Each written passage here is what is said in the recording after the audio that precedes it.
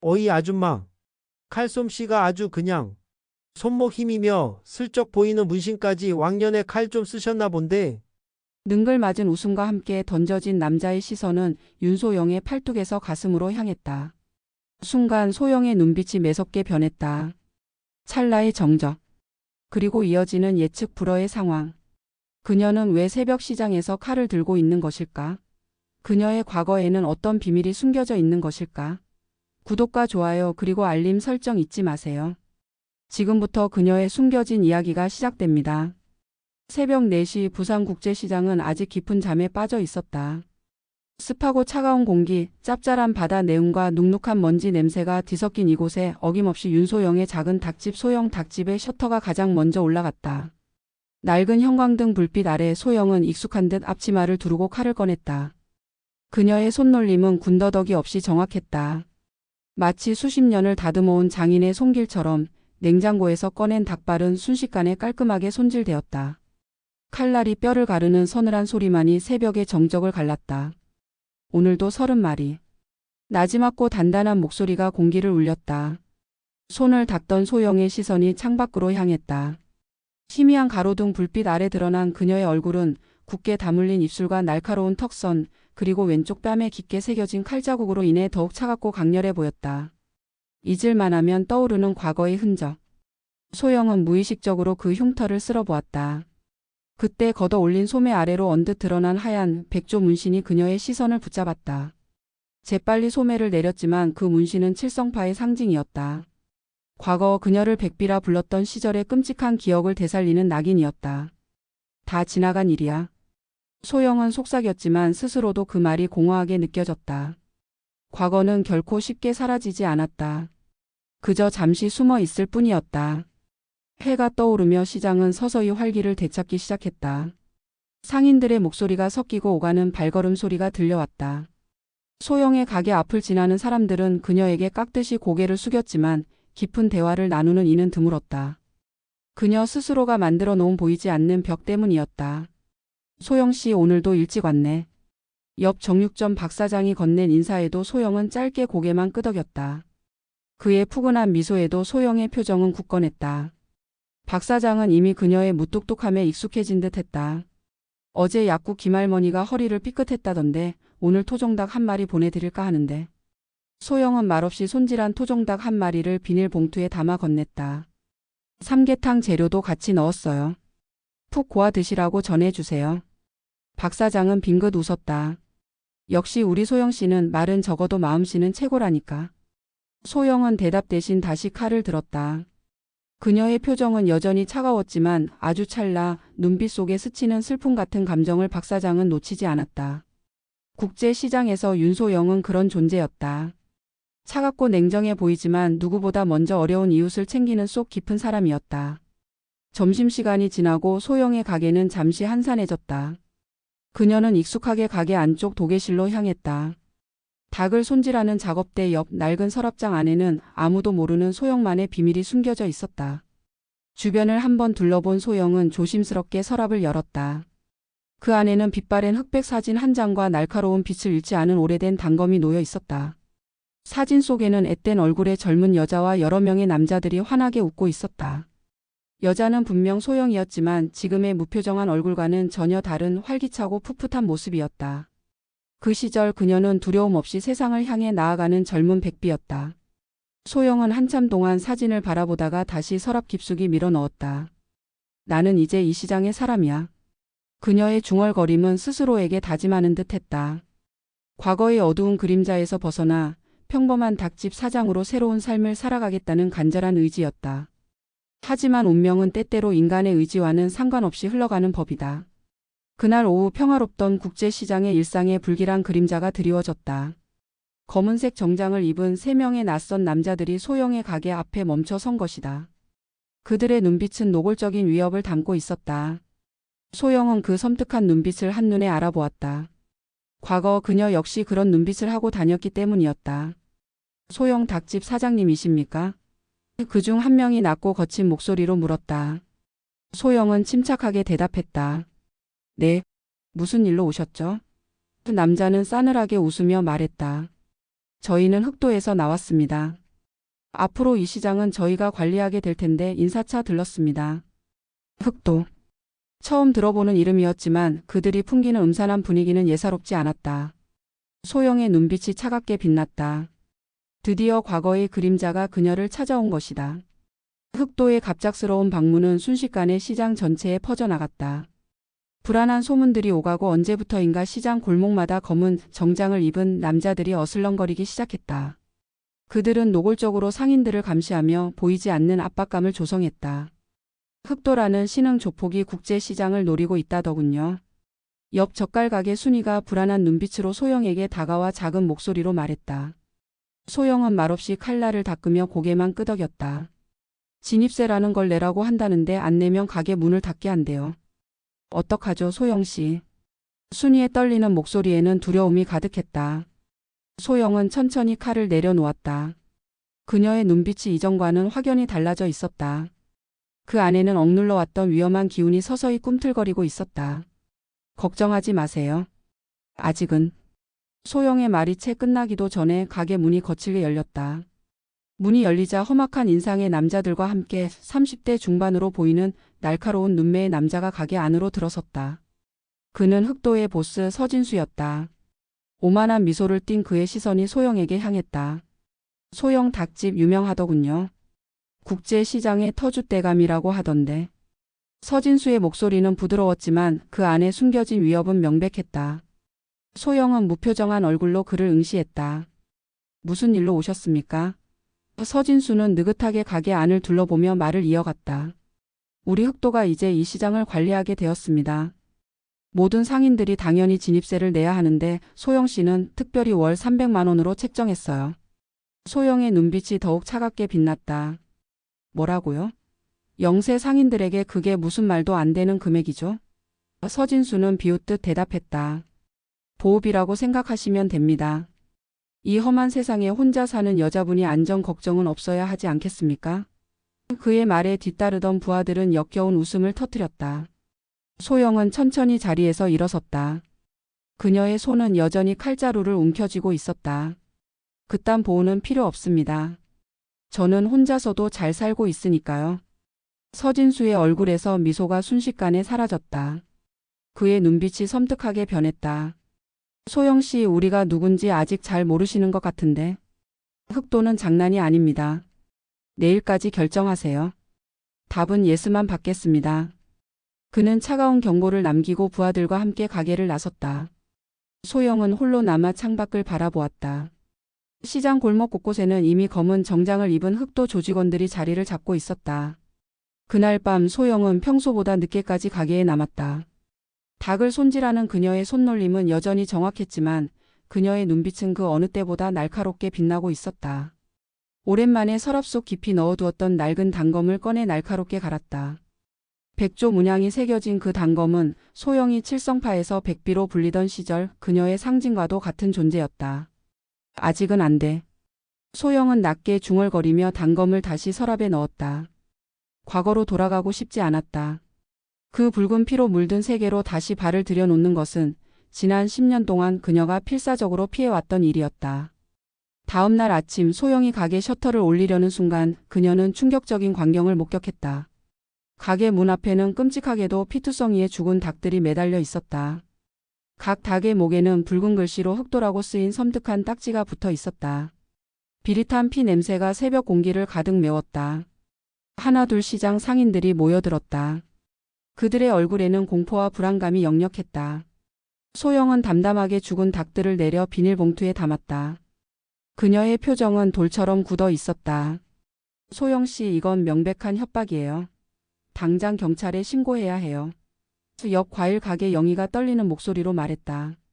하지만 소영은 고개를 저었다. 경찰은 소용없어요. 이런 놈들에게는. 그녀의 단호한 어조에 상인들의 불안감은 더욱 커져갔다.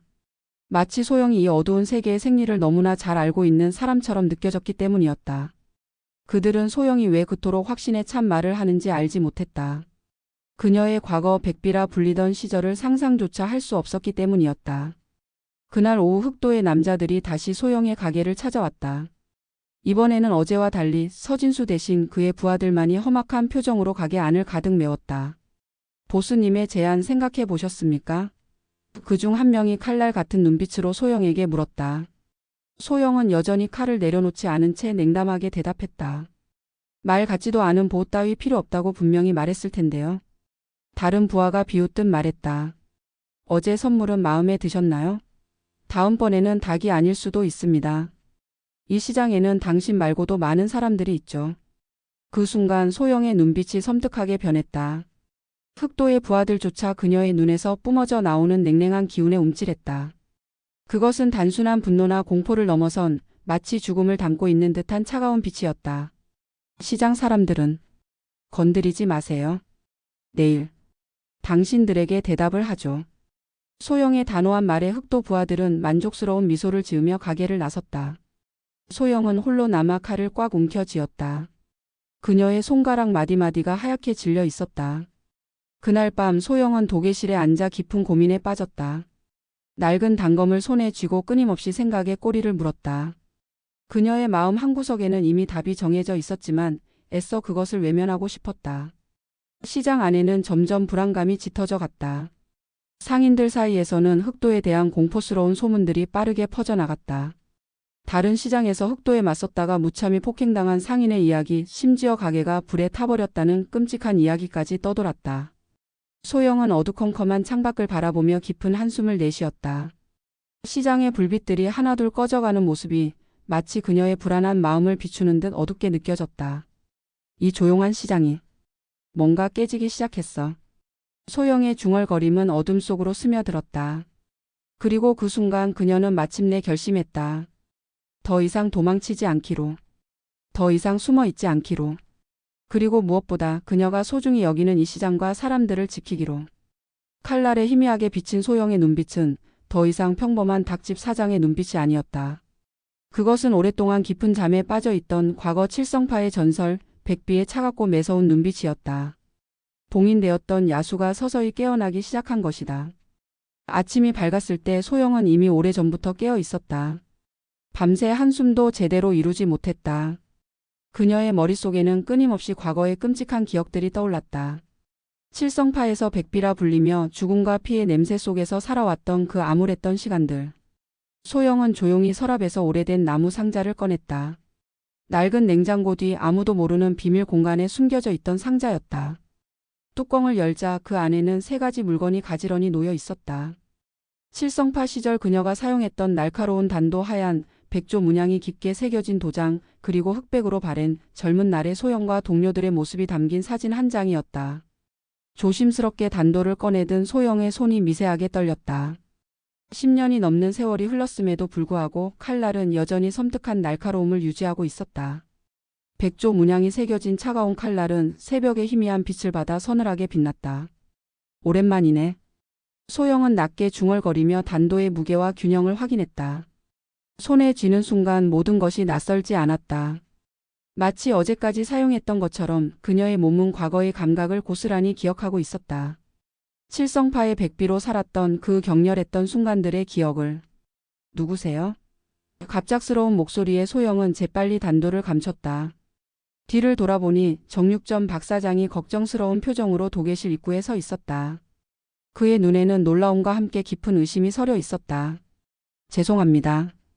문이 열려 있길래. 박 사장은 당황한 듯 더듬거리며 말했다. 소영은 침착하게 상자를 닫았지만 이미 늦었다. 박 사장은 분명히 단도와 그 독특한 백조 문양을 보았을 것이다. 두 사람 사이에는 어색하고 긴장된 침묵이 흘렀다. 그게 혹시? 박 사장이 조심스럽게 입을 열었다.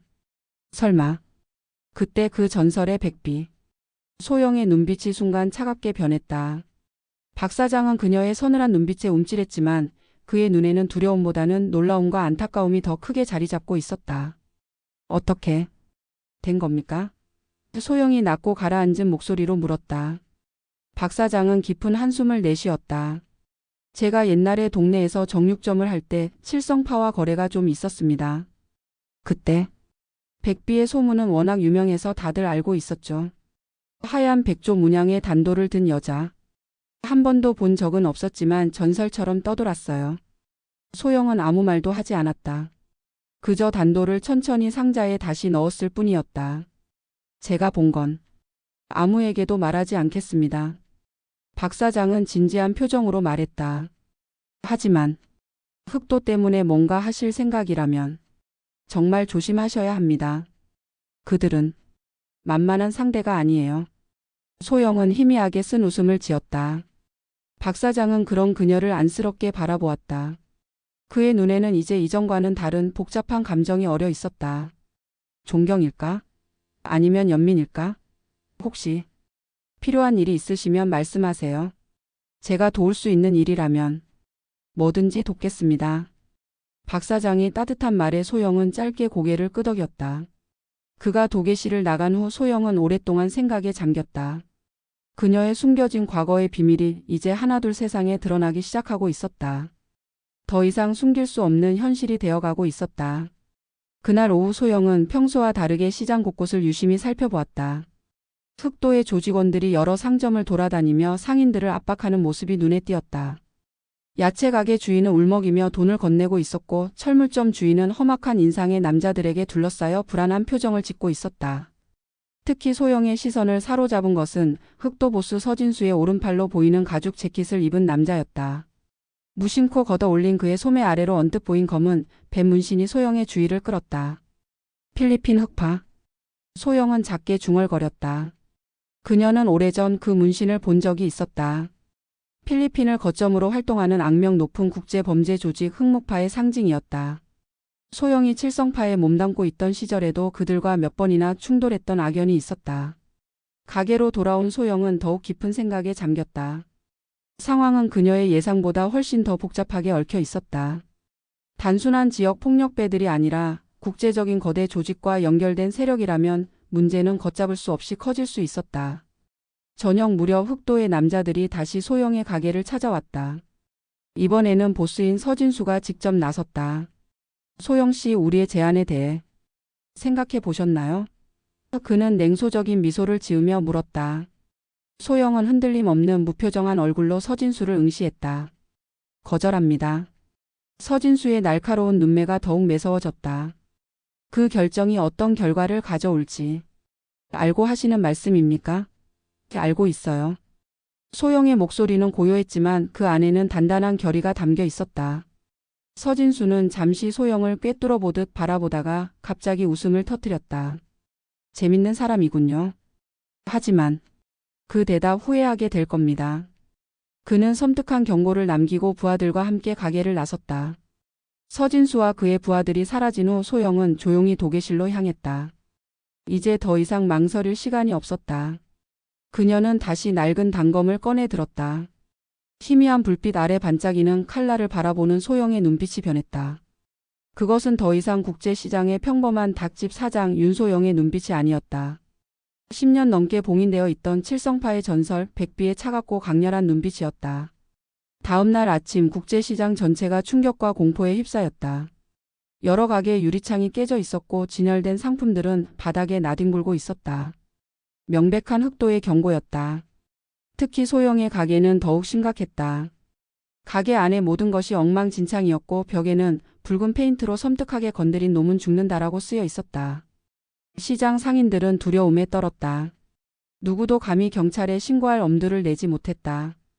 섣불리 나섰다가는 더 큰 화를 불러올 것이 뻔했기 때문이다. 그들은 이미 알고 있었다. 이런 어둠의 세계에서는 공권력 따위는 아무런 힘을 발휘하지 못한다는 것을. 그들만의 잔혹한 법칙이 지배하는 곳이었다. 소영은 말없이 엉망이 된 가게를 정리했다. 그녀의 얼굴에는 어떤 동요도 드러나지 않았다. 다만 그녀의 눈빛은 이전보다 더욱 날카롭고 매서워져 있었다. 그날 저녁 시장 주차장 쓰레기장 근처에서 더욱 충격적인 사건이 벌어졌다. 과일 가게 영희의 남편이 끔찍하게 구타당한 채 발견된 것이다. 뒤늦게 앰뷸런스가 도착했지만 그의 상태는 매우 심각했다. 영희는 고통스러운 울음을 터뜨렸고 시장 사람들은 극도의 공포에 휩싸였다. 더 이상 이렇게는 못 살아요. 돈을 내든 가게를 내놓든 해야겠어요. 누군가의 절망적인 외침이 시장의 어두운 밤을 갈랐다. 소영은 그 모든 광경을 멀리서 차가운 눈빛으로 지켜보았다. 그녀의 눈 속에는 격렬한 분노가 들끓고 있었지만 그것은 맹목적인 감정이 아닌 냉철하고 단호한 결의로 가득 찬 분노였다. 그날 밤 소영은 홀로 도계실에 불을 밝혔다.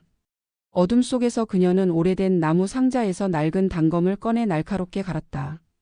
칼날이 붉은 빛을 섬뜩하게 반사했다. 나는 참았고 잊으려 했고 피하려 했다. 하지만 이제는 내가 나서야 해. 소영의 목소리는 작고 낮았지만 그 안에는 돌이킬 수 없는 강렬한 의지가 담겨 있었다. 10년 넘게 잠들어 있던 칠성파의 전설 백비가 다시 깨어나는 순간이었다. 이제 소영은 더 이상 그저 평범한 닭집 사장이 아니었다. 조용히 살아가려 했던 그녀의 삶은 이제 완전히 다른 방향으로 흘러가기 시작했다. 도계실의 희미한 불빛 아래 소영의 그림자는 이전과는 전혀 다른 섬뜩하고 날카로운 형태로 벽에 드리워졌다. 그것은 마치 과거의 냉혹한 백비와 현재의 평범한 윤소영이 마침내 하나로 융합되는 듯한 섬뜩한 형상이었다. 소영은 단도를 품속 깊이 넣고 굳게 닫힌 가게 문을 나섰다. 이제 행동에 나설 시간이었다. 그녀는 오랫동안 잊고 지냈던 그러나 머릿속에 선명하게 남아있는 전화번호를 눌렀다. 10년이 넘는 세월이 흘렀지만 그 번호는 마치 어제 사용했던 것처럼 또렷하게 그녀의 기억 속에 각인되어 있었다. 전화벨이 몇 번 울리고 나서야 수화기 너머에서 낮고 경계심 가득한 남자의 목소리가 들려왔다. 누구십니까? 소영은 잠시 망설이다 나지막이 입을 열었다. 나야. 민철아. 백비. 전화기 너머로 잠시 침묵이 흘렀다. 최민철. 그는 과거 칠성파에서 소영과 함께 활동했던 동료였다. 뛰어난 정보력으로 조직 내에서도 인정받던 인물이었다. 백비 누나. 마침내 민철의 떨리는 목소리가 들려왔다. 살아 계셨어요? 다들. 죽은 줄 알았는데. 소영은 씁쓸하게 웃었다. 죽은 게 아니라 죽은 척한 거야. 지금 어디 계신지 말씀해 주세요. 제가 당장 가겠습니다. 민철의 목소리에는 간절함이 묻어났다. 하지만 소영은 고개를 저었다. 아니, 만날 필요는 없어. 내 정보가 필요해서 전화했어. 무슨 정보요? 민철의 목소리가 긴장으로 가득 찼다. 흑도라는 조직. 알지? 최근 부산에서 아주 골치 아프게 활동 중인. 흑도요? 위험한 조직입니다. 필리핀 흑파의 한국 지부예요. 마약 인신매매. 손 안 대는 게 없는 놈들이죠. 소영의 눈빛이 더욱 날카로워졌다. 예상했던 대로였다. 보스는 서진수라는 자던데. 맞습니다. 서진수는 흑목파의 조카예요. 필리핀에서 수년간 온갖 악행을 저지르다 최근에 한국으로 넘어와 세력을 키우고 있죠. 누나, 혹시 그들과 무슨 문제가 있으신 건가요? 소영은 잠시 침묵했다. 모든 것을 말해야 할지 고민했다. 그들이 내 영역을 건드렸어. 영역이라니요? 누나가 지금 닭집 하고 계신 거 아니었어요? 민철은 혼란스러워하는 목소리로 물었다. 국제시장에서 작은 닭집을 하고 있어. 평범하게 살고 있었는데 그들이 나타났어. 소영의 목소리는 담담했지만 그 안에는 억눌러왔던 깊은 분노가 담겨 있었다. 누나, 조심하세요. 그놈 들은 무자비합니다. 제가 사람들을 보내드릴게요. 예전 칠성파 출신들 중에 아직 활동하는 인원들이 있습니다. 민철의 목소리에는 걱정과 충성심이 뒤섞여 있었다. 하지만 소영은 단호하게 거절했다. 아니, 민철아. 누구도 다치게 하지 않을 거야. 이번 일은 나 혼자 끝낼게. 전화를 끄는 소영은 깊은 생각에 잠겼다. 흑도와 정면으로 맞서는 것은 너무나 위험한 일이었다. 특히 그들이 필리핀 흑파와 연결되어 있다면 한국에서의 작은 충돌이 끝없는 보복의 악순환으로 이어질 수 있었다. 잠시 후 소영은 다시 민철에게 전화를 걸었다. 민철아, 혹시 서진수가 필리핀에 갈 일이 있을까? 글쎄요. 그놈들 매달 초에 본부에 모입니다. 다음 주 월요일쯤 될 겁니다. 민철은 잠시 생각하더니 대답했다. 소영의 마음속에 희미했던 계획의 윤곽이 서서히 드러나기 시작했다. 고마워. 그리고 민철아, 내 여권과 신분 세탁이 필요해. 다음 날 소영은 평소와 다름없이 닭을 손질했다. 하지만 그녀의 내면은 이미 백비로 돌아와 있었다. 칼을 다루는 손놀림은 더욱 예리하고 빨라졌고 그녀의 차가운 눈빛은 단단한 결의로 가득 차 있었다. 시장은 여전히 불안감에 휩싸여 있었다. 특도의 조직원들은 곳곳에서 상인들을 괴롭혔고 몇몇 가게는 아예 문을 닫아버렸다. 특히 영희의 과일 가게는 남편이 병원에 입원한 후 굳게 닫혀 있었다. 소영은 조용히 시장을 걸으며 모든 상황을 냉정하게 관찰했다. 그리고 마침내 결심했다. 이 시장과 소중한 사람들을 지키기 위해 그녀가 그토록 필사적으로 피하려 했던 과거의 삶으로 다시 한번 돌아가기로. 오후 무렵 흑도의 남자들이 다시 소영의 가게를 찾아왔다. 이번에는 보스 서진수의 오른팔인 가죽 재킷을 입은 험악한 인상의 남자가 앞장섰다. 보스님께서 답을 기다리고 계십니다. 그는 차갑게 말했다. 소영은 침착하게 대답했다. 내일 직접 서진수 씨를 만나고 싶습니다. 협상할 게 있어요. 남자는 의심스러운 눈빛으로 소영을 잠시 쏘아보았지만 곧 고개를 끄덕였다. 내일 오후 2시 완월동 카페에서 보스님을 만나실 수 있습니다. 남자가 가게를 나선 후 소영은 조용히 도계실로 들어가 준비를 시작했다. 민철이 급하게 보내준 새로운 여권과 신분증을 꼼꼼히 확인했다. 이제 그녀는 이미영이라는 낯선 이름의 새로운 신분을 갖게 되었다. 필리핀행 항공권도 이미 예약해둔 상태였다. 서진수를 따라 그의 본거지로 직접 향할 준비를 하고 있었던 것이다. 저녁 무렵 소영은 정육점 박 사장을 찾아갔다. 박 사장은 소영을 보자마자 긴장한 표정으로 가게 문을 닫았다. 무슨 일이십니까, 소영 씨? 그는 조심스럽게 물었다. 소영은 망설임 없이 본론으로 들어갔다. 며칠 동안 가게를 비울 겁니다.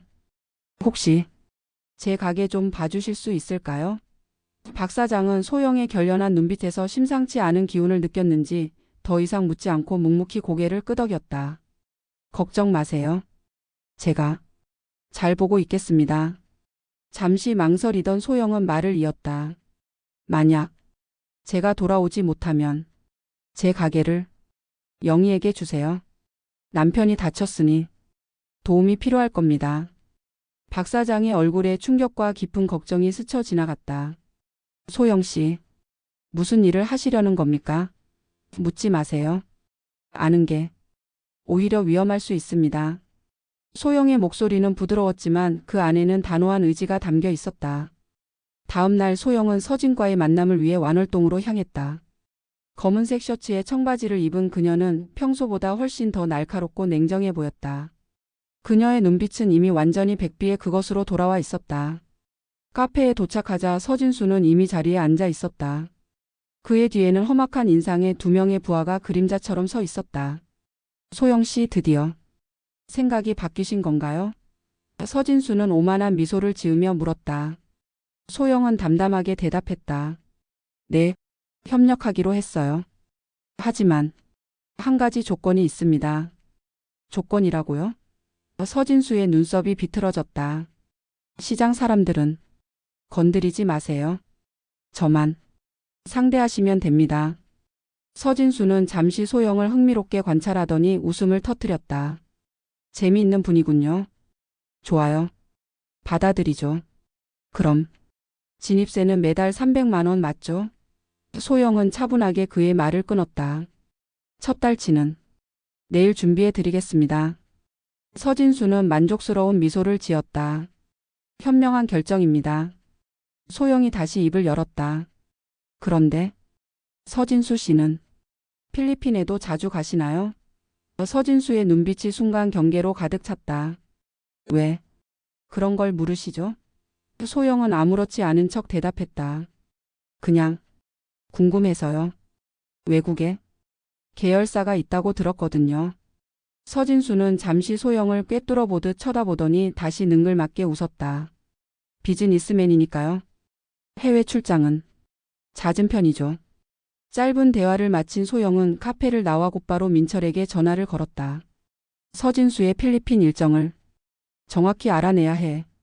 이미 알아봤습니다. 다음 주 월요일 밤 비행기로 마닐라로 갑니다. 3박 4일 일정입니다. 민철이 즉시 대답했다. 소영은 조용히 고개를 끄덕였다. 고마워. 이제 준비해야겠군. 그날 밤 소영은 오랜만에 과거의 훈련을 다시 시작했다. 낡은 도계실에서 단검을 휘두르는 연습을 반복했고 굳어있던 몸의 움직임을 되살렸다. 10년이 넘는 세월이 흘렀지만 소영의 몸은 여전히 그 격렬했던 감각을 생생하게 기억하고 있었다. 이번이 마지막이야. 소영은 낮게 중얼거렸다. 이걸로 모든 걸 끝내고 다시는 칼을 들지 않을 거야. 하지만 그녀의 마음 한구석에서는 이미 알고 있었다. 한번 깨어난 백비는 쉽게 다시 잠들지 않으리라는 것을. 그래도 소영은 굳게 다짐했다. 이 시장과 소중한 사람들을 지키기 위해, 그리고 그녀의 새롭게 시작한 평범한 삶을 지키기 위해 과거의 끔찍한 악몽과 마지막으로 한 번 더 마주하기로. 도계실의 희미한 불빛 아래 소영의 그림자는 이전과는 전혀 다른 형태로 벽에 드리워졌다. 그것은 마치 평범한 닭집 사장 윤소영과 냉혹한 칠성파의 전설 백비가 마침내 하나로 융합되는 듯한 섬뜩한 형상이었다. 이제 소영은 완전히 준비되었다. 흑도와 그 뒤에 숨겨진 더 거대한 그림자인 흑목파를 단 한 번에 끝낼 최후의 작전을 위해서. 다음 주 월요일 소영은 인천국제공항에 도착했다. 그녀의 손에는 작은 캐리어 하나만이 들려 있었다. 그 안에는 몇 벌의 옷과 세면도구 그리고 특별히 준비한 날카로운 단도 한 자루가 전부였다. 모든 것은 그녀의 치밀한 계획대로 진행되고 있었다. 출국장에서 소영은 멀리서 서진수를 발견했다. 그는 두 명의 험악한 인상의 부하들과 함께 있었다. 소영은 검은색 모자를 깊게 눌러쓰고 그들의 움직임을 조용히 관찰했다. 서진수는 자신을 따라오는 그림자의 존재를 전혀 눈치채지 못한 듯 여유로운 표정으로 출국 수속을 밟고 있었다. 목적이 어떻게 되십니까? 출국 심사대 직원의 질문에 소영은 미리 준비해둔 대답을 했다. 관광입니다. 체류 기간은요? 5일입니다. 이미영이라는 낯선 이름이 적힌 위조 여권에 출국 도장이 찍히고 소영은 망설임 없이 출국장으로 향했다. 이제 돌이킬 수 없는 강을 건너고 있었다. 그녀의 머릿속에는 끊임없이 국제시장 사람들의 얼굴이 떠올랐다. 과일 가게 영희와 그녀의 부상당한 남편, 푸근한 미소의 정육점 박사장, 그리고 따뜻한 마음의 약국 김할머니까지. 그들을 지키기 위해 소영은 다시 한번 칼을 들었다. 비행기 안에서 소영은 멀리 떨어진 비즈니스석에 앉아있는 서진수를 주시했다. 그는 고급스러운 샴페인을 홀짝이며 마치 휴가를 즐기는 듯 편안한 표정이었다. 소영은 이코노미석 맨 뒷줄에 앉아 검은 모자를 더욱 깊게 눌러쓴 채 자신의 존재감을 최대한 지웠다. 흑목파. 소영은 나지막이 중얼거렸다. 오래전 칠성파 시절 그녀는 흑목파와 몇 번이나 격렬하게 충돌한 적이 있었다. 필리핀을 본거지로 둔 이 거대한 범죄 조직은 동남아시아 전역에서 악명 높은 존재였다. 마약 인신매매, 불법 무기 거래까지 그들의 검은 손길이 닿지 않는 곳은 없었다. 마닐라 국제공항에 도착하자 소영은 서진수 일행이 먼저 비행기에서 내리는 것을 기다렸다. 그들의 그림자조차 놓치지 않기 위해서였다. 서진수는 공항에서 대기하고 있던 검은색 세단에 올라탔다. 소영은 재빨리 택시를 잡아 그들의 뒤를 쫓았다. 저 차를 따라가 주세요.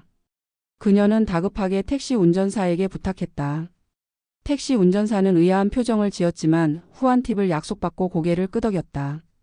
검은색 세단은 마닐라의 복잡한 시내를 쏜살같이 가로질러 마카티 지역의 최고급 호텔 앞에 멈춰섰다. 서진수와 그의 부하들은 망설임 없이 호텔 안으로 들어갔다. 소영은 택시 운전사에게 돈을 건네며 말했다. 저도 여기서 내릴게요. 호텔 로비에서 소영은 서진수가 체크인하는 모습을 조용히 지켜보았다. 그가 엘리베이터를 타고 위층으로 사라진 것을 확인한 소영은 곧장 호텔 리셉션으로 다가가 친절한 미소로 직원에게 말을 걸었다. 혹시 방금 들어간 한국인 손님과 같은 층으로 방을 부탁드릴 수 있을까요? 같은 회사 동료인데 비즈니스 때문에 같은 층이 아무래도 편할 것 같아서요. 직원은 잠시 망설이는 듯 했지만 소영의 정중한 태도에 결국 고개를 끄덕였다. 15층 1507호로 안내해 드리겠습니다.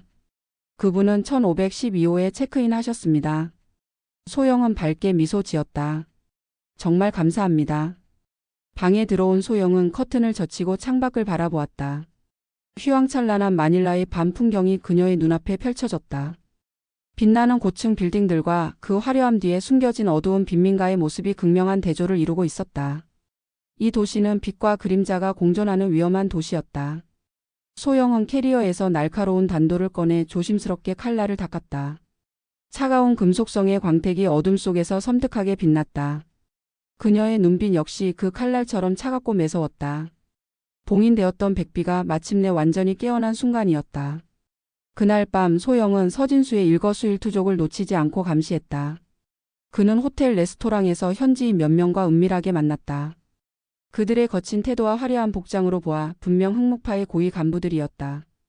특히 그중 한 명은 굵은 뱀 문신을 목덜미에 새기고 있었다. 흑목파 내에서도 상당한 영향력을 가진 인물임이 분명했다. 다음 날 아침 소영은 서진수 일행을 끈질기게 미행했다. 그들은 마닐라 외곽의 한 허름한 창고로 향했다. 소영은 택시에서 내려 멀리서 그들의 움직임을 주시했다. 창고 주변에는 험악한 인상의 경비원들이 삼엄하게 경계를 서고 있었고 곳곳에는 감시 카메라가 설치되어 있었다. 흑목파의 본거지인가? 소영은 낮게 중얼거렸다. 그녀는 조용히 핸드폰을 꺼내 창고의 외경과 주변 상황을 꼼꼼하게 촬영했다. 그리고 민철에게 짧은 문자를 보냈다. 위치 확인. 내일 밤. 행동 개시한다. 잠시 후 민철의 답장이 도착했다. 조심하세요, 누나. 무슨 일 있으면 언제든 연락 주세요. 칠성파 출신들. 몇 명 필리핀에 있습니다. 소영은 문자를 읽고 삭제했다. 이번 일은 그녀 혼자서 끝내야 했다. 더 이상 누구도 이 위험한 싸움에 끌어들이고 싶지 않았다. 그날 저녁 소영은 호텔 근처의 허름한 식당에서 간단하게 저녁 식사를 했다. 내일 있을지도 모르는 격렬한 싸움을 위해 체력을 비축해야 했다. 천천히 음식을 삼키던 소영의 시선이 식당 TV에서 흘러나오는 한국 뉴스에 머물렀다. 부산국제시장에서 심각한 폭력 사태가 발생했다는 긴급 속보였다. 소영은 자리에서 벌떡 일어나 TV 앞으로 다가갔다. 뉴스 화면에는 처참하게 부서진 국제시장의 모습이 비춰지고 있었다. 유리창이 깨지고 상품들이 바닥에 나뒹굴고 울부짖는 상인들의 모습이 클로즈업되었다. 소영의 가슴이 격렬하게 조여왔다. 그녀가 필리핀으로 떠난 사이 흑도의 다른 조직원들이 시장을 습격한 것이 분명했다. 서둘러야 해. 소영은 이를 악물었다. 그날 밤 소영은 잠 한숨 제대로 이루지 못했다. 그녀의 머릿속에는 내일 있을지도 모르는 끔찍한 상황에 대한 불안감과 시장 사람들에 대한 걱정만이 가득했다.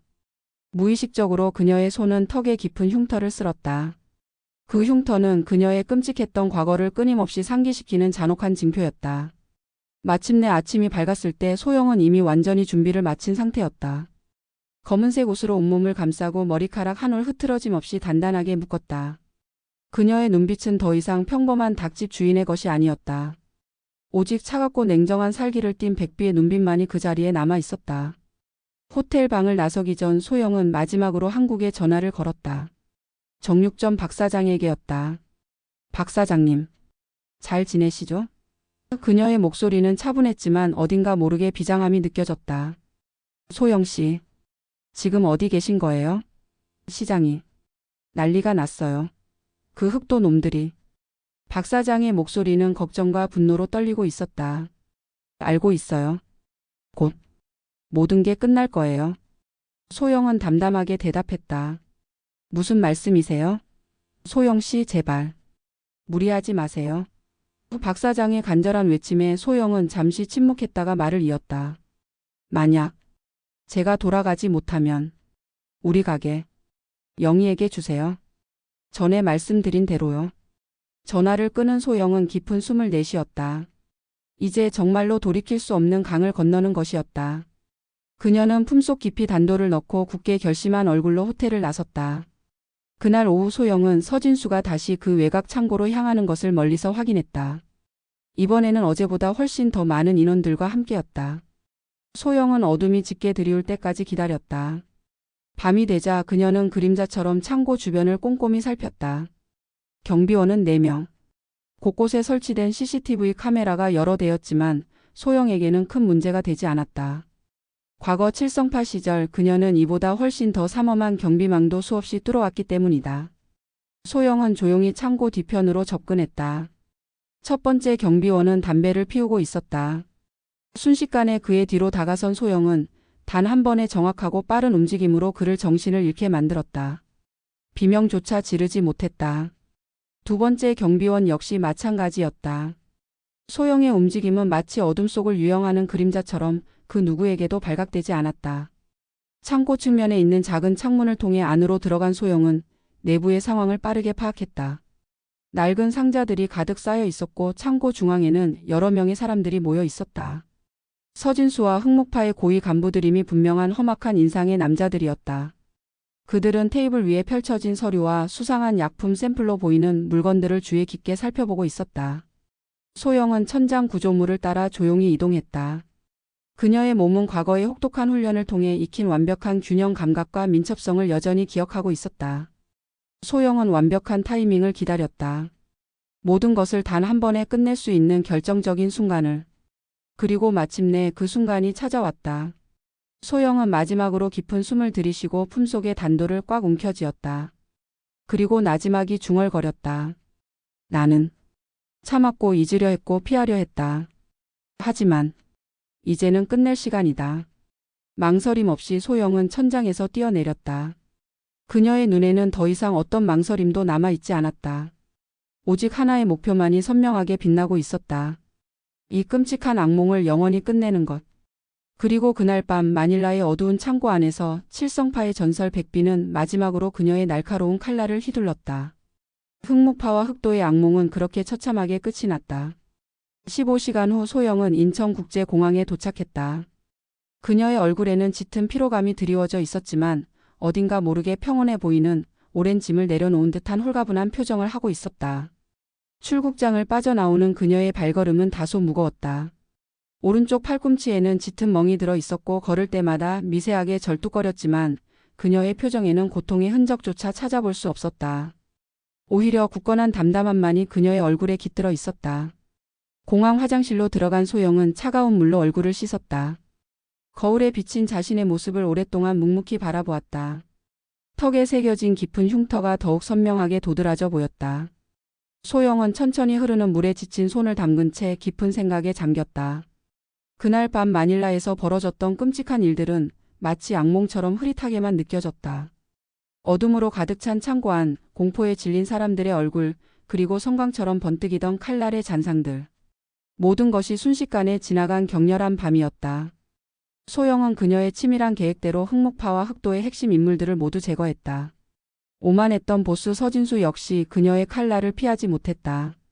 이제 끝났어. 소영은 나지막이 중얼거렸다. 부산으로 돌아가는 기차 안에서 소영은 무심코 핸드폰으로 뉴스를 확인했다. 필리핀 마닐라에서 한국인 조직 폭력배들이 다수 사망한 채로 발견되었다는 속보가 떠 있었다. 필리핀 경찰은 마약 거래와 관련된 조직 간의 치열한 충돌로 사건을 추정하고 있다고 보도했다. 뉴스 화면에 잠시 스쳐 지나가는 얼굴들 속에는 서진수의 낯익은 얼굴도 있었다. 소영은 조용히 핸드폰 화면을 끄고 창밖으로 시선을 돌렸다. 한국의 푸른 산과 들이 빠르게 그녀의 곁을 스쳐 지나갔다. 이 평화로운 풍경 속에서 소영은 다시 한번 자신의 선택을 되돌아보았다. 잘한 일이야. 그녀는 스스로에게 확인하듯 속삭였다. 그들이 계속 있었다면 시장은 완전히 파괴되었을 거야. 마침내 부산에 도착한 소영은 곧장 국제시장으로 향했다. 이른 아침 시간이었지만 시장은 이미 활기를 띠기 시작하고 있었다. 상인들은 하나둘씩 가게 문을 열고 하루를 시작하기 위한 분주한 움직임을 보였다. 소영의 작은 닭집 앞에 도착하자 정육점 박사장이 깜짝 놀란 얼굴로 뛰어나왔다. 소영 씨, 돌아오셨군요. 그의 목소리에는 진심 어린 안도감이 가득 담겨 있었다. 정말 얼마나 걱정했는지 모릅니다. 뉴스에서 필리핀 이야기가 나오길래. 소영은 희미하게 미소 지었다. 걱정 끼쳐드려 죄송해요. 이제 돌아왔어요. 그런데 흑도 놈들이 갑자기 쥐도 새도 없이 사라졌어요. 어제부터 그 누구도 보이지 않습니다. 마치 바람처럼 사라졌어요. 소영은 무심한 듯 대답했다. 그래요? 다행이네요. 박 사장은 소영의 눈을 깊숙이 들여다보았다. 그리고 무언가를 깨달은 듯 천천히 고개를 끄덕였다. 필리핀에서 무슨 일이 있었던 겁니까? 그냥 잠깐 관광 다녀왔어요. 소영의 대답은 여전히 담담했지만 두 사람 사이에는 말로 표현할 수 없는 깊은 이해가 흐르고 있었다. 낡은 가게 문을 열고 안으로 들어선 소영은 익숙한 공간을 천천히 둘러보았다. 모든 것이 그녀가 떠날 때와 똑같은 모습이었다. 소영은 익숙하게 앞치마를 두르고 칼을 집어들었다. 차가운 칼날을 쥐는 순간 그녀의 손이 아주 미세하게 떨렸다. 마닐라에서의 격렬했던 기억이 순간적으로 그녀의 내리를 스쳐 지나갔다. 소영은 깊은 숨을 들이마시고 천천히 내뱉었다. 그리고 다시 닭을 손질하기 시작했다. 그날 오후 마닐라에서 흑도 간부들이 사망했다는 뉴스가 시장 전체에 빠르게 퍼져나갔다. 상인들 사이에서는 안도감과 함께 도대체 무슨 일이 벌어진 것인지에 대한 의문이 증폭되었다. 어떻게 된 일일까요? 갑자기 다 사라지다니. 과일 가게 영희가 조심스럽게 소영에게 다가와 물었다. 소영은 평소와 다름없이 무뚝뚝하게 대답했다. 누가 알겠어요? 어쨌든 우리 시장에는 좋은 일이네요. 영희는 고개를 끄덕였다. 정말 그래요. 마치 하늘이 도운 것 같아요. 소영은 말없이 희미한 미소를 지었다. 그리고 영희의 남편의 안부를 물었다. 남편분은 좀 어떠세요? 조금씩 나아지고 있어요. 하지만 아직 병원에 계세요. 영희의 목소리에는 여전히 걱정이 묻어 있었다. 소영은 능숙한 솜씨로 손질한 닭 한 마리를 비닐봉투에 담았다. 이거 가져가세요. 병원에 계신 남편분께 영양 보충해 드리세요. 영희는 감동한 눈빛으로 소영을 바라보았다. 정말 항상 감사해요, 소영 씨. 시간이 흐르면서 국제시장은 다시 평화를 되찾아갔다. 흑도의 흔적은 완전히 사라졌고 상인들은 다시 평범한 일상으로 돌아갔다. 하지만 소영을 바라보는 그들의 시선은 이전과는 조금씩 달라져 있었다. 상인들은 소영이 며칠 출장을 다녀온 후 흑도가 갑자기 사라진 것을 단순한 우연이라고 생각하지 않았다. 특히 소영의 걸음걸이가 잠시 불편해 보였고 팔꿈치에 희미한 멍 자국이 눈에 띄자 그들의 의심은 더욱 커져갔다.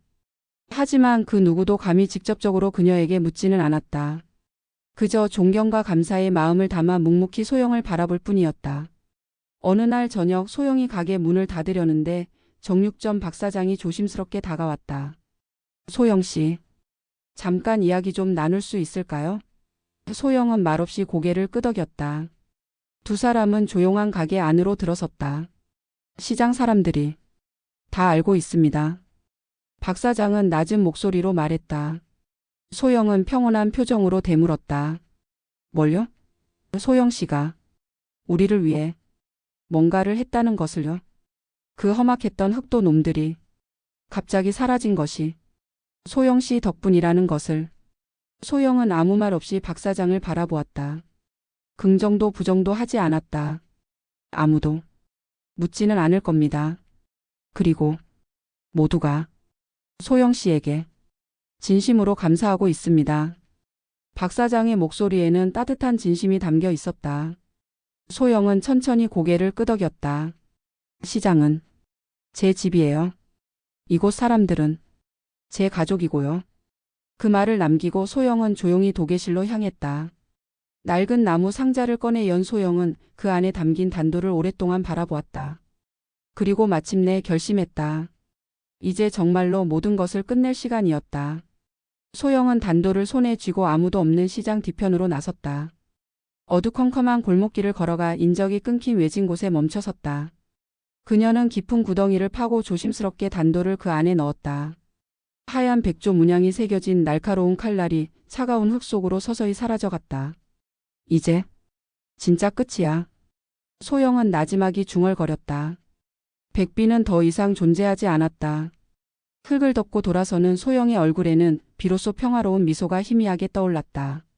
마치 오랫동안 짓눌러왔던 무거운 짐을 비로소 내려놓은 듯 그녀의 발걸음은 한결 가벼워 보였다. 윤소영은 이제 그저 평범한 국제시장의 닭집 사장일 뿐이었다. 과거의 어두운 그림자에서 비로소 완전히 벗어난 한 사람이었다. 그러나 운명은 때때로 우리의 간절한 바람과는 다른 방향으로 흘러가기도 한다. 다음 날 아침 소영이 여느 때처럼 새벽 4시에 가게 문을 열자마자 검은 양복을 입은 경찰 2명이 가게 안으로 들어섰다. 윤소영 씨 되십니까?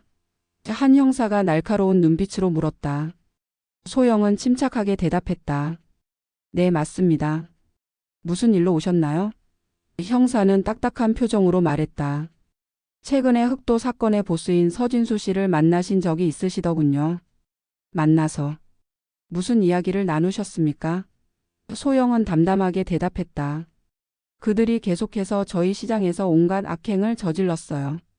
저는 더 이상 상인들을 괴롭히지 않겠다는 약속을 받아내기 위해 진입세를 내기로 했습니다.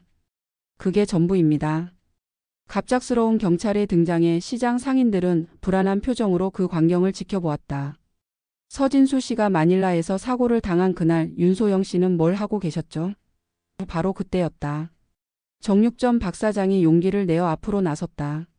소영 씨는 그날 닭 수급 문제 때문에 종일 가게에 있었습니다. 제가 그날 같이 일을 도와주고 있었죠. 옆에서 과일 가게 영희도 떨리는 목소리로 거들었다. 맞아요. 저도 봤어요. 평소에 소영 씨가 저희를 많이 도와주셔서 과일 좀 갖다 드리러 갔었는데 박 사장님과 함께 생닭을 옮기고 계시더라고요. 다른 시장 상인들도 하나둘씩 나서서 자신들도 그날 소영을 봤다고 증언하기 시작했다. 소영은 믿을 수 없다는 눈빛으로 그들을 바라보았다. 시장 사람들이 그녀를 위해 거짓말을 해주고 있었던 것이다. 그때 다급한 표정의 또 다른 형사가 뛰어들어와 치조하던 형사에게 말했다. 윤소영 씨의 여권에는 출국 기록이 없습니다. 최근 몇 년간 해외에 나간 적이 없는 것으로 나옵니다. 그것은 민철의 완벽한 신분 세탁 덕분에 남겨지지 않은 기록이었다. 경찰들은 더 이상 조사할 것이 없다며 황급히 가게를 나섰다. 가게 앞에는 박 사장, 영희, 젓갈가게 순이, 약국 김할머니, 그리고 더 많은 시장 사람들이 걱정스러운 얼굴로 소영을 바라보고 있었다. 소영 씨. 박 사장이 조심스럽게 앞으로 나섰다. 괜찮으세요? 소영은 믿을 수 없다는 듯 그들을 번갈아 바라보았다. 여러분, 저를 위해 왜 이러시는 거예요? 약국 김할머니가 따뜻한 미소를 지으며 손을 흔들었다. 우리 시장 사람들은 한 가족인데 당연한 거 아니겠어요? 소영의 눈에 뜨거운 눈물이 천천히 고였다. 10년이 넘는 세월 동안 처음으로 느껴보는 따뜻한 감정이었다. 소영은 말없이 고개를 숙였다. 자, 이제 가게로 돌아가요. 장사해야죠. 박 사장이 밝게 외쳤다.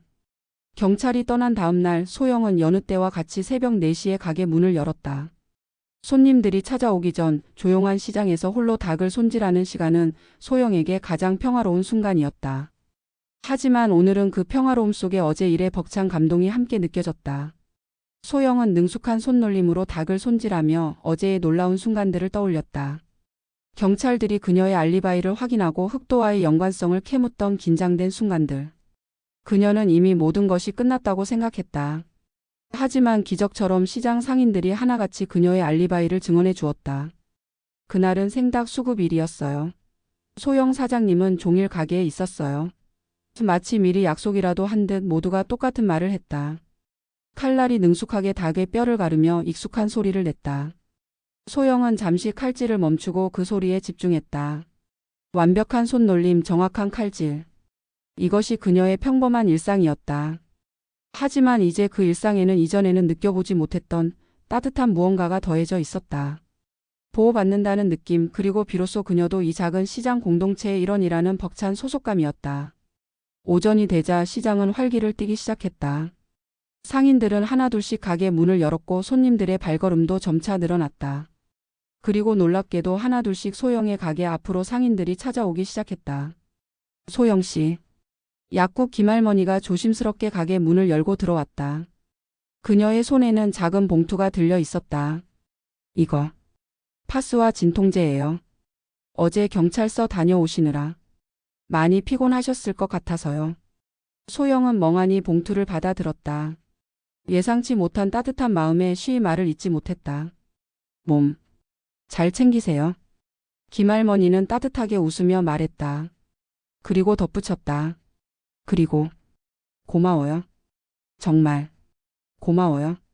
소영이 무슨 말을 해야 할지 몰라 당황하는 사이 김할머니는 조용히 가게를 나섰다. 얼마 지나지 않아 젓갈 가게 순이가 소영의 가게로 들어왔다. 소영 씨, 이거 제가 먹는 관절약이에요. 매일 닭 손질하시느라. 관절 많이 안 좋으시죠? 이거 꼭 챙겨 드세요. 순이 역시 작은 봉투를 건네며 환하게 웃었다. 소영은 여전히 멍한 표정으로 봉투를 받아들었다. 순이 역시 김할머니와 똑같은 따뜻한 말을 남기고 가게를 나섰다. 오전 시간이 흐를수록 더 많은 상인들이 소영의 가게를 찾았다. 과일 가게 영희는 몸에 좋은 홍삼 캡슐을 건넸고 정육점 박 사장은 피로 회복에 좋은 비타민 음료를 내밀었다. 모두가 똑같은 말을 했다. 고마워요. 소영은 점점 더 혼란스러워졌다. 이렇게 많은 사람들이 그녀를 걱정하고 진심으로 감사하다고 말하는 것은 평생을 외톨이처럼 살아왔던 그녀에게 너무나 낯선 경험이었다. 점심시간이 되자 상인들은 하나둘씩 소영의 가게 앞으로 모여들었다. 각자 집에서 준비해온 따뜻한 음식들을 조금씩 가져와 소박하지만 정성 가득한 작은 점심 파티가 벌어졌다. 소영은 어리둥절한 표정으로 그들을 바라보았다. 다들 왜 이러시는 거예요? 그녀가 조심스럽게 묻자 정육점 박 사장이 따뜻한 미소를 지으며 소영의 어깨에 손을 얹었다. 소영 씨가 우리를 위해 한 일 모두 알고 있습니다. 비록 말은 못해도 우리는 다 압니다. 그 험악한 흑도 놈들이 갑자기 사라진 것이 결코 우연이 아니라는 것도요. 옆에서 영희가 눈물을 글썽이며 덧붙였다. 정말 감사해요, 소영 씨. 박 사장은 푸근하게 웃으며 말했다. 우리 국제시장은 작은 마을 같은 곳이에요. 우리끼리 모르는 게 없죠. 소영의 눈에 뜨거운 눈물이 주르륵 흘러내렸다. 칠성파의 전설로 살아가던 그 모진 시절에도 수없이 죽을 고비를 넘기던 순간에도 단 한 번도 눈물을 보이지 않았던 강인한 그녀가 이 순간 따뜻한 사람들의 진심 앞에서 속절없이 무너져 내린 것이다. 소영은 말없이 고개를 숙였다. 그녀의 어깨가 미세하게 떨려왔다. 소영 씨. 따뜻한 손길로 그녀의 손을 잡은 김할머니가 부드럽게 말을 건넸다. 괜찮아요. 우리는 소영 씨 편이에요. 항상. 그 순간 소영의 가슴 속에서 뜨거운 무언가가 터져나왔다. 오랫동안 굳게 닫혀있던 단단한 문이 마침내 활짝 열리는 듯한 벅찬 감동이었다. 평생을 혼자라고 생각했던 그녀에게 비로소 자신이 속한 곳, 자신의 있는 그대로를 따뜻하게 받아들여주는 사람들이 있다는 것을 깨닫게 해준 순간이었다. 고맙습니다. 소영의 목소리는 떨렸지만 그 안에는 진심 어린 감사가 가득 담겨 있었다. 정말 고맙습니다. 그날 오후 소영은 조용히 도계실에 앉아 창밖을 바라보았다. 시장의 풍경이 이전과는 다르게 보였다. 햇살은 더욱 따뜻하게 느껴졌고 오가는 사람들의 얼굴에는 활기가 넘쳐 흘렀다. 소영은 자신이 얼마나 변했는지 생각했다. 국제시장에 처음 왔을 때 그녀는 과거를 숨기고 세상과의 모든 연결을 끊은 채 차갑게 살아가는 사람이었다. 하지만 이제 그녀는 조금씩 마음의 문을 열고 주변 사람들과 따뜻한 관계를 맺기 시작했다. 그녀는 여전히 국제시장의 작은 닭집 사장 윤소영이다. 턱에 새겨진 흉터는 여전히 남아있고 팔목의 백조 문신 역시 그대로다. 하지만 이제 그것들은 부끄러운 과거의 흔적이 아닌 그녀가 험난한 세월을 꿋꿋하게 걸어왔음을 보여주는 훈장과 같은 상징이 되었다. 흉터는 남지만 진심은 배신하지 않는다. 소영은 작은 목소리로 나지막이 읊조렸다. 오늘 이야기는 여기까지입니다. 재미있으셨다면 구독과 알람 설정 잊지 마시고 여러분의 따뜻한 댓글 하나가 저희에게 정말 큰 힘이 됩니다.